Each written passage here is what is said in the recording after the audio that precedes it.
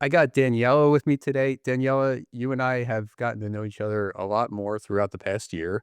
Um, an awesome bowler, I know, and right? Oh, you went Um, there. yeah, I did, and I know you make some amazing food and everything else, and you guys are doing great things. You and Emilio, your husband. Um, but I'm glad you're able to come on the podcast because I know you have an incredible journey to share with others. And wherever this conversation goes, I know it's going to touch somebody. So I like to just start off with, can you just share, Danielle, like who you are today? What are you most passionate about now? Sure. And thank you for having me, Jonathan.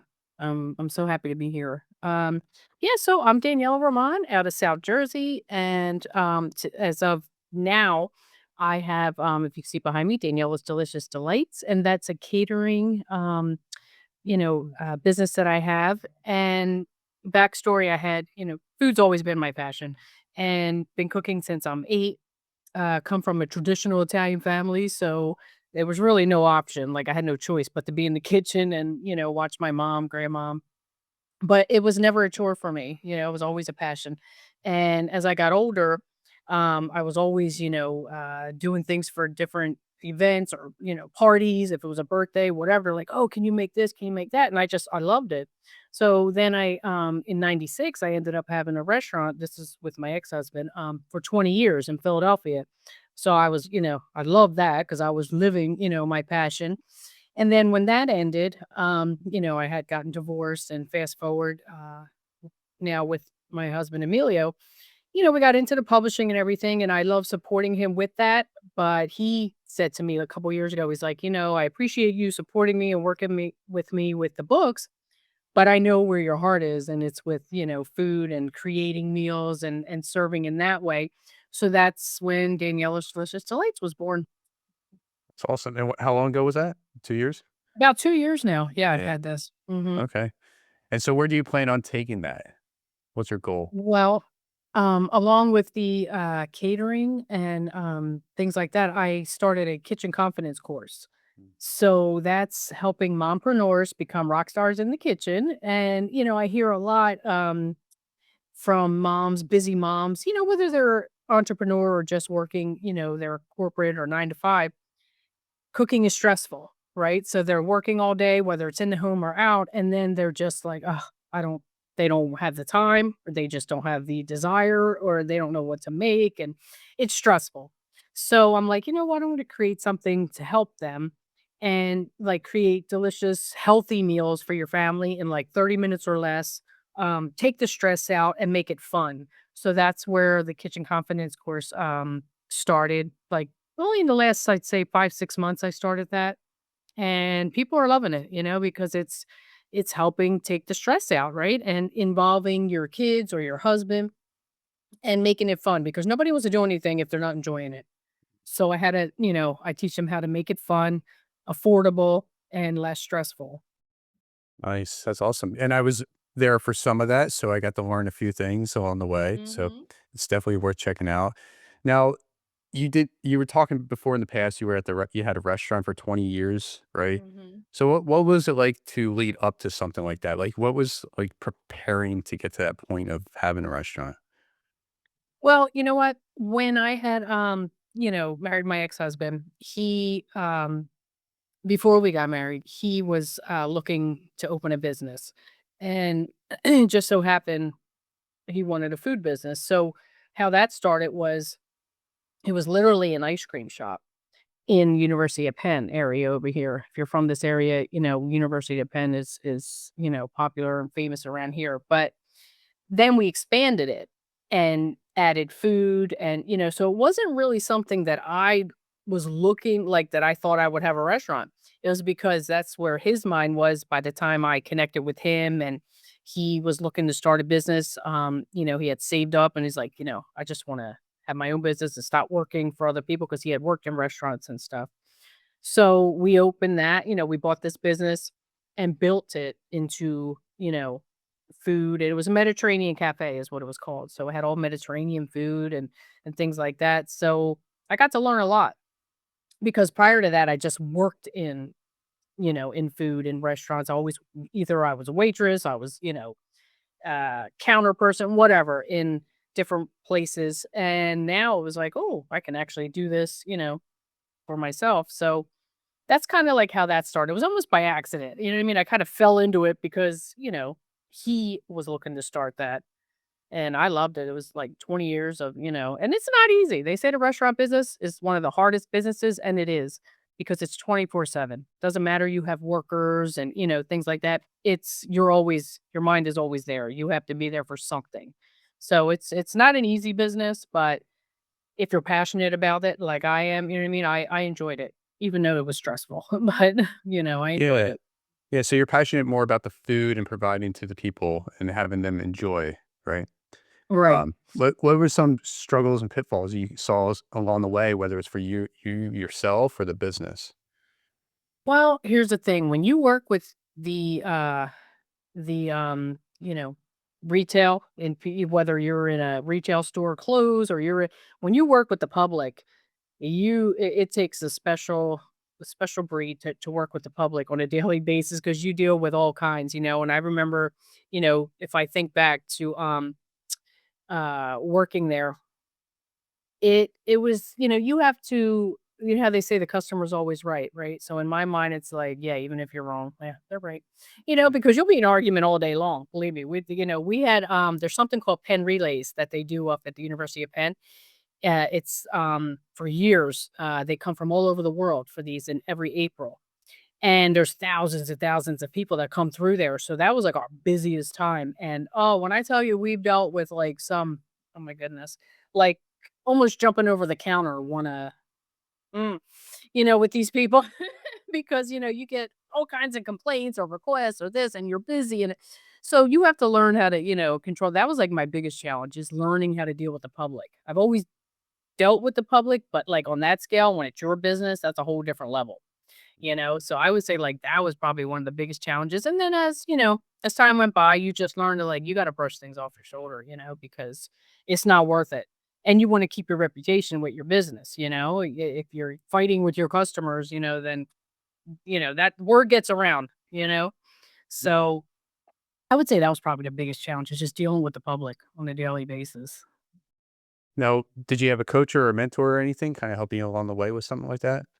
At that time, no. Mhm. Honestly, no. It's just like I dove into it, and even, my ex, like that was his first shot at like having his own business. He was very business minded, but never really had that. But we just kind of learned as we went, just learn on the job. Like if you start a job, I used to work for the municipal courts.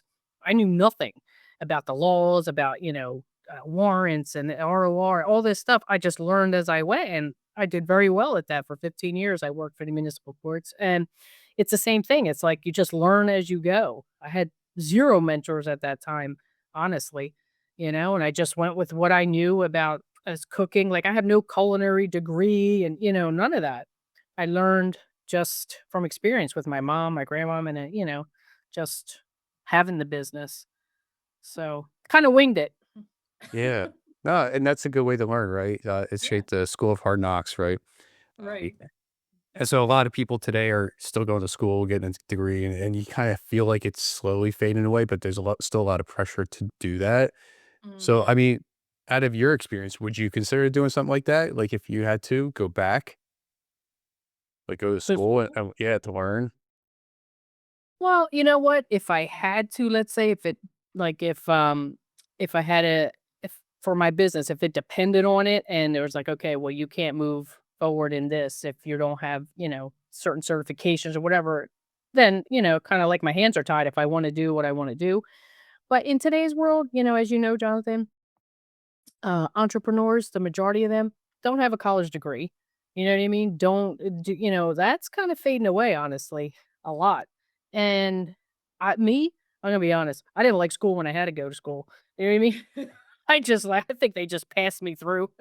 It's like, yeah, take your degree, go, Go you to know, get out of here. just graduate. But I'm more hands on. Like I tell Emilio that all the time. Like he's more like he loves to read, he loves to listen to this. That. I need to just do. I'm a whole different personality in that way. I need to be doing something physically. And that's where I'm like, yeah, take care of all that tech stuff, do this, do whatever. I'm going to be here creating, and you know what I mean? And I love serving like in that way. Like seeing like when we had the mastermind here, you were here both Mhm. times. And that is what satisfies me and brings me joy, is like when people are eating my stuff and enjoying it, and I'm getting the feedback, and that's where I shine. Like that's where I'm happiest. Yeah. Yeah, and talking about that, what a great way that you guys were able to collaborate. He's doing his own thing while you're creating the Mhm. food and preparing that, so everybody's getting to see both sides of that. What has it been like working with Emilio, right? Like, you're coming How long is this together. podcast? How long is this? I don't think we have that Oh, before, right? sorry. You sum it up real quick, right? No, I mean, like, because people struggle sometimes, and so, like, do you see any kind of problems with that? Like, obviously, I know business and not non-business, you're gonna have issues, right? So we Mhm. have to deal with stuff like that. Um, and I'm just curious, has anything ever come up where you go, okay, we gotta sit back, we gotta talk about this, or any things that you had to do to pivot, to make things work out? Because you guys seem to be making it work very well. For the past few times Mhm. I've been there, you're just doing your own thing, he's doing his own Right. thing, and then, okay, it's dinner time or whatever, right? And so I'm just curious if anything ever came up. Yeah, well, you know what? When we first started, we've been doing this over 8 years now with Mm, the books and events and all that stuff. And of course, at the beginning, he's never done like to this degree that, we were doing it. I've never done that. I mean, I have business obviously from being in the restaurant, for 20 years, business sense in that part. But the publishing and the books and things like that and being at home, you know what I mean? Like working at home together every day, and then, okay, you have to separate business and we're married. That's difficult. It is difficult. So yeah, we had a lot of challenges at the beginning, and again, if they watched your podcast with Emilio, he shared his journey, his struggles, with addiction and this and that. So that was kind of in play for the first 5, 6, 7 years. So that wasn't always the best situation, because of the, behavior. And so I had to learn, to deal with that, and it wasn't easy. It was not easy. Our personalities clashed. What people know is they know he's high energy, he's Mr. Energizer Bunny, and I'm more like, hey, take it easy, so I'm more laid back. I don't get overexcited about things right away, I don't fly off the handle. Because I learned, over the years, it's like that doesn't resolve anything. That only makes and escalates the situation. So I just kind of like, okay, let me see what's going on first before I, lose my cool. And so we balance each other. We do, because I know now. I had to learn his personality. I really did. And I tell this story, it's so funny. Austin J. Haynes, right? Great guy. He's one of our mentors. And so years ago when I first got with Emilio, as you can see how he is, he's very enthusiastic. He's in for, hey, how you doing? Da, da, da," You know what I mean? He's shaking your hands, hugging you, all that. So when I first met him, and he's Puerto Rican, I'm Italian, and I'm more like, again, reserved. I don't just, jump on people, you know. So when I would see that, and then I would have kind of an issue at first because like he's very like that with women, and some people can take that as flirting, right? So I go to Austin, and Austin, like, we have a great relationship, and he always says the right thing, right, to put things in perspective. And I'm like, oh yeah, Austin, feeling some kind of way. And this is before I really got to know Amelia's personality. This is at the beginning. And he said something, and it just changed everything.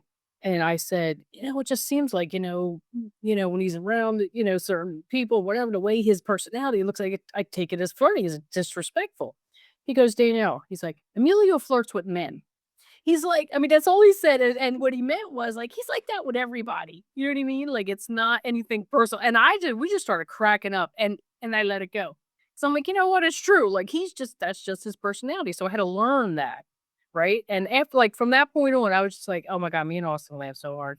And I'm like, "Yeah, you know what? You're right." And I'm like, leave it to Austin. I was like, "Oh my god," but it made sense. I'm like, "That's just his personality, it's nothing disrespectful." You see him, he's just that's just the way he is. So, again, like going back to working together, he had to learn me, I had to learn him. And now, it took some years, wasn't instant, but now I know when to like step away. He knows when to like, okay, let me just walk away. And having overcome his struggle, with addiction, and he's, um, just on that normal, I don't know what the word I'm looking for, but his behavior just calmed a lot. You know what I mean? It calmed a lot from not dealing with that. So now he's more sensible and understanding. And, he's like, yeah, I can just walk away if she's, if we're not agreeing, you know what I mean? And just before it escalates and turns into an argument. So it took a lot of work, but now that we separate it, like, okay, this is my business. You're doing what you're doing. I'm still supporting you administratively and with events, but I have my own identity now, you know what I mean? It's not just wrapped up in, like, Emilio and Co-Author Network. Now I have mine, he has his, and like you said, he came up with that idea of, like, "You know what? Sponsor my Born to Risk masterminds. You get to promote your business, and people get to enjoy your food, and I do what I do." And as you saw, you were here a couple times. I stay in the kitchen, I'll peek in once in a while or if you need some, but do your thing, and I'll do my thing. Yeah. Mhm. Yeah, and it can be a struggle sometimes, right? And so I'm Yep. glad you shared that and was open about it. Mhm. Because a lot of people think it's easy, and then they get involved, Mhm. and then they're like, "We're done." You know what I mean? Like, can't business or relationship wise, they're just done, right? Mhm. And then other people like yourselves, just make it work, and it's about Mhm. having conversations and talking it out and seeing how you can make it work. Um, and so I know that you wrote a book about your father, and Mhm. so you had a relationship there, and a whole history with your father. So, I'm curious, first of all, why did you decide to write a book about your father, particularly? Yeah, so I actually this was like years in the making before he even got like really sick and passed and all that. I wanted it to come out before, Mm, he passed, but with life, life happens and I started it and then I would stop and then when he got really bad the last year and a half or so, I just kind of put it aside and it was too difficult, For me it was too difficult to do it as he was going through what he was going through. And for people that don't know, like he had Parkinson's and very very sad to watch, that kind of disease because it just turned him from, this strong, independent, man to just totally dependent, on my mom and which, I mean, my God, I don't know how she did it because what she did for 2 years, like took the job of, like that would have been, like, 3 nurses a day, you know what I mean? Like, what she had to deal with, but she did it because they made a promise to each other many years ago, like, that they would never put each other in a home, mm, and she just I mean, she's like, I won't," and my aunt did the same thing because his older brother, which was just shocking to us still to this day, like, he had Parkinson's, and we watched him go through that years prior, and his wife, my aunt, same thing, took care of him till his last day, like, wouldn't put him and my mom was like, "Yeah." She did the same thing, but the reason I wanted to write about my dad is because, I mean, we had I'm like the ultimate daddy's little girl. I mean, that's just anyone who knows me knows, like, since I'm young, I mean, every conversation, I'm like, "My dad this, my dad said this, my dad that," And, because of the way he lived his life. He came from Italy, 14 years old, grew up in Italy, up to that point, hard times, lived on a farm, and it was all about survival, And he came here, with his family and, barely finished the 8th grade. Like, school wasn't for him, especially he came here, they didn't know the language and, Italians and other ethnicities, they dealt with a lot of, being made fun of and, being racist against Italians, and, there was a lot back then, he came here in, 55, 1955, and, so he just started, working, and that's how you did it back then, if you didn't finish school, you just go to work. And what is like really impressed me about my dad is how, my grandparents, his parents came from again, Italy. It was all about survival for them here. My kids, help they go to work, you bring the money on the table on Friday, help with the bills and whatever. That's it. Good-hearted people, but they weren't the type that was like, would sit them down and like, let's, share life experiences. Let me teach you this, like, just in general, how to survive. So for my dad to kind of teach himself, he was always good with money, he's like, I always had a piece of junk car. Doesn't matter what, 15, 16, 17 years old. And then in 68 or so, we got like a brand new Chevelle It was a beautiful car. He was like proud of that. And I'm like, for a guy that, came where he came from, he just worked hard, then he met my mom and, had us, me and my brother, and just the way he lived his life, just he had a system. He did everything the right way, he was there for his family. It was all about his family. He took care of my grandparents. He was the baby of the family. There were five, but he was the one. You know what I mean? He was the one they depended on. He was more like, I don't want to say that.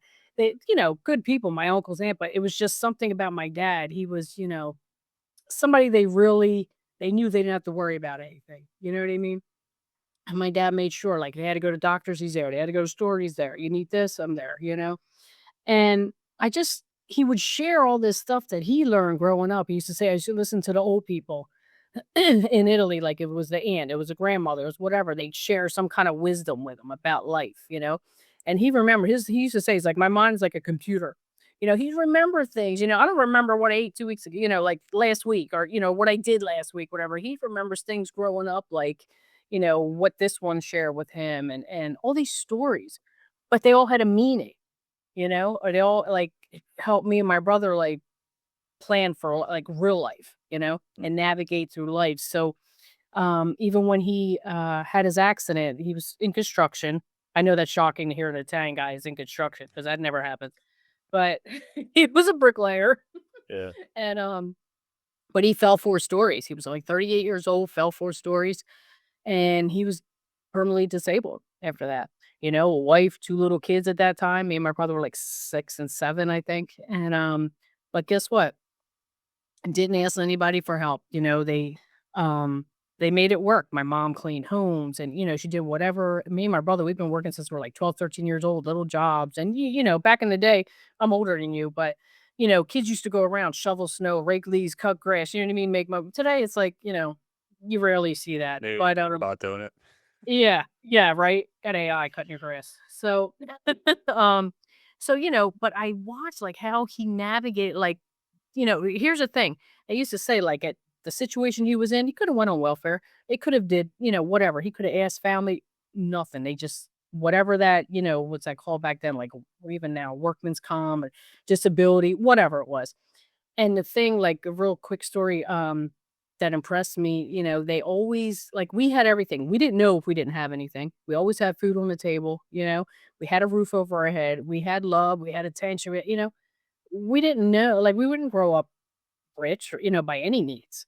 And even after when he wasn't working and stuff, what happened when my brother and I turned 17, 18, they had put aside because when you're on disability or whatever, they give you money every month, because you have kids under 18.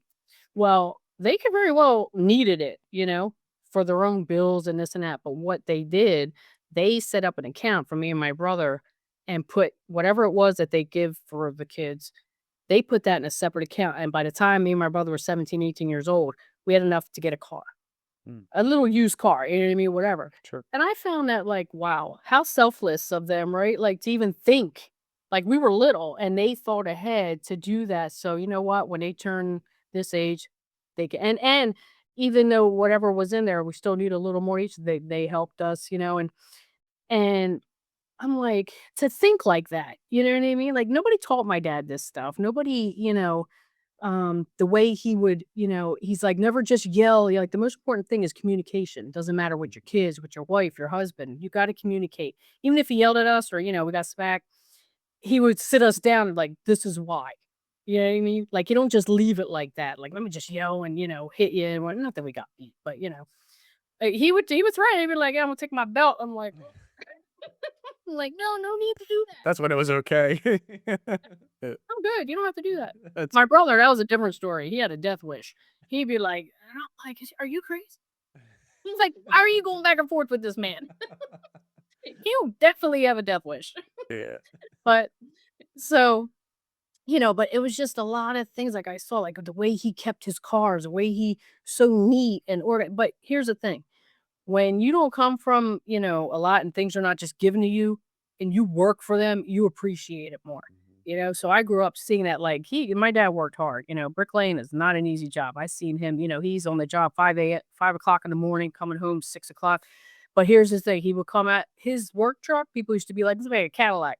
Like, he would sweep out, his thing, his, on the floor, the mats, whatever, clean, his truck, immaculate, with construction stuff, you know what I mean? So, just a lot of things that, like, just impress me about him, and always with like, he was very sensible, Again, I take after him in the way where even if a situation is a bad situation, whatever, he would just, "All right, let's not overreact right away," you know what I mean? He was more diplomatic, like, "What's going on?" Even, you know, when I was going through what I was going through, an abusive situation, like, they didn't know anything, but then when this one last time things blew up, and my sister-in-law called them, and they came over, and they saw, like, my hand was, like, full of blood, like, I had a towel that was wrapped around it because I had cut my hand, but they thought that this person did it, but they didn't know I had actually put my hand through the glass because of the situation, whatever. And my mom, of course, being a mom, she came in, and I never heard my mom curse in her life, ever, like, we didn't grow up like that, like, the F word, like, we didn't hear none of that. She was like, "Did you effing hit my daughter?" And I'm like, "Oh my god, did she just curse?" Like, I that shocked me more than anything. I was like, "Did she just curse?" Man, my dad, he comes in all like, Godfather-like, and he's just like, "What happened here?" You know what I mean? Like, he could believe me, he wanted to kill him, but you can't act like that, you know what I mean? So, I learned a lot, like, about how to handle situation. My dad's like, "You gotta use psychology in a lot of situations, you gotta know the other person, like, okay, how do I deal with them because of their personality?" You know what I mean? You don't act the way you act, you gotta see, like, what are you dealing with, So, I mean, I can go on and on, there's 101 things, read the book. So, and, there was just so I'm like, "I gotta write about this," because this is things that are missing in today's world with kids, and the family unit is gone, unfortunately, and, nobody really I won't say nobody, but it's not like before where you all sit at the table like, we sat at the table every night and ate dinner together. It wasn't this one's here and that one's there and who's sitting in the living room and no. Like, we had to sit and eat, and that's how it should be, if you can. I know today's life is different and kids have activities and this and that, but at least once a week, you should have that on a Sunday, whatever. Because if the week is busy, but we don't have that, So kids need to hear this. Like this, I want to tell you, this book is written more for the younger generation than adults. Mm. You know what I mean? So because it helped me, everything he taught me helped me navigate through life and like bad situations that I was in. I never went back to my parents. I know they would have helped me, but because of the way I grew up, when I was in these situations, I'm like, and pride, embarrassment too, you know what I mean? Guilt, I'm like, I can't go back to them, and yeah, they woulda helped me and welcomed me back in, but I never let them know what was going on. I just dealt with it, and I was on something the other day. In fact, I think you know her. I was on Giselle's podcast, Mhm. and we were talking about that, and, you know, I know that they woulda helped me, but what I learned, the one thing I don't agree with how my dad was like, is not asking for help because it's okay to ask for help. Yeah. I grew up thinking like, no, whatever, you make your bed, you lie in it, you just deal with your shit. But it's okay. And this is only a recent couple years that I've, learned that and tell people like it's okay. Like there's nothing to be ashamed of if you need help. We all need somebody, So that's one thing I would say I'd have to disagree, with how he did and he made it. He did it made through his life, he had my mom, obviously, but it's okay to ask for help. I know that now, looking back, I'm like, yeah, I wish I would have, things would have been different in certain situations, but I learned. Yeah. Asking for help is a big thing, right? So that's something I've learned over the past so many years for myself as well. Um, I think a lot of people are probably grown up to the point where, especially for men, that they shouldn't be doing Right. reaching out, asking for help when they should be, right? Because that's how we can learn and grow. And that's basically what this podcast is about. People hopefully reaches that one person so they know they're not alone. They can ask for help, right? And so that's why I have people like yourself come on, share their journey. And I know you have so much other stuff to share that we didn't even touch at all, right? This scratches the Right. surface here. Uh, Mhm. but I'm grateful that you're part of the book. You'll be writing a chapter of something that we didn't discuss here. So I'm Yeah. excited to see what that is. But with with Daniela Delights and anything else that you have going on, how can somebody reach out to you and, learn more about connecting with you and your kitchen confidence courses and stuff like that coming up? Yeah, thank you. So if you want to hear more about that, the kitchen confidence, they can email me at info@danielasdeliciousdelights.com. Check out my website, danielasdeliciousdelights.com. Again, I do catering, for special holidays, for events, small family gatherings, things like that. And we have the in-home, as you know, quarterly. So Emilio and I combined his Born to Risk Mastermind with Daniela's Delicious Delights, and I do a little, mini kitchen confidence course during that. Mm. So if you want to learn more about that, just reach out. Cool. Do you have like a calendar or anything showing when that's available? Like those dates or anything? You know what? I mean, I'll put it in. Well, the next one, let's just say this in person is March 28th. Okay. So yeah, it's quarterly, every 90 days. So as I can at least give you that next date, That's great. Yeah. March 28th. Right. Mhm. Awesome. Awesome. I love it. So I ask everybody the same question at the end of the podcast. I'm sure you listen to my podcast episodes all the time. So Yes. yeah. Okay. As much as I can. I love it. Right. No, I just say that because some people are like, what? I don't know. Yeah. What are three, yeah, now you got me lost. So what are three key things that you've learned along your journey? Well, just like we just spoke, about is it's okay to ask for help, Mhm. you know? Know your worth. I had to learn that. It took a lot of years for me, because we stay in certain situations because we don't feel we can do any better or that we deserve any better, you know? I had to know my worth. And the third is just, don't make it about you because, when I serve other people, doesn't matter with my food or, if someone needs help or that's where the satisfaction comes from for me, because you get back what you put out in life. Doesn't matter what it's about. We get back what we put out. You put out negative, you're gonna get negative. So keep it positive, no matter what you're going through. My dad used to say there's always somebody worse. There's always somebody going through worse than you. So Yeah, yeah, just, give out what you want to get back in your own life. that's great. So another quick question for you then. Have you ever struggled to serve? Like, have you ever struggled that you wanted, like you wanted to receive? Um, well, wait, I'm not understanding. Yep. So, So I'll say it. Have yeah. you ever struggled to serve others, right? And you maybe in the past always just wanted to receive and feel good in that way, right? So, uh, Oh, does that make sense? Because yeah. a lot of people show up and they just want something, right? They feel like they deserve it. And why am I going to give and serve somebody else if I'm not going to receive anything back? Yeah, you know what? No, absolutely not. Because real quickly, even as a kid, and my mom tells this story all the time. She's like, "You used to give away your stuffed animals." I used to go and tell the neighbors, "Come over for dinner." Like, you know what I mean? I always wanted, yeah, I always wanted to just um give. You know what I mean? As a kid, I always just wanted to serve people and give because that always made me feel good. So no, I never had struggled like just, oh, I just want to get something. That's just not in my DNA. Okay, that's great. Yeah. Because I'm learning as I go to just to serve and help others, right? Mhm. And I'm not saying it was a struggle of mine, but it's just even no expectation of receiving. Yeah. Yeah. Yeah, yeah. So, I do things my dad used to say, "Do something for somebody and forget about it." mhm. It's not about like, "Oh, I wonder what they're gonna do for me now." No, don't ever make it about that. Yeah. Yeah, I agree with you. This has been great. I'm glad Danielle you came on. I'm glad you shared your journey. And like I Me said, I too. know you have so much more to share. So again, I'm excited to see what that is just for the chapter, and maybe I'll just have you come back on again, and we can dive into something else too. Awesome. Thank you so much, Jonathan. This has been great, and I'm so excited to be a part of this book. Yeah, I'm glad that you're part of it as well. So thank you.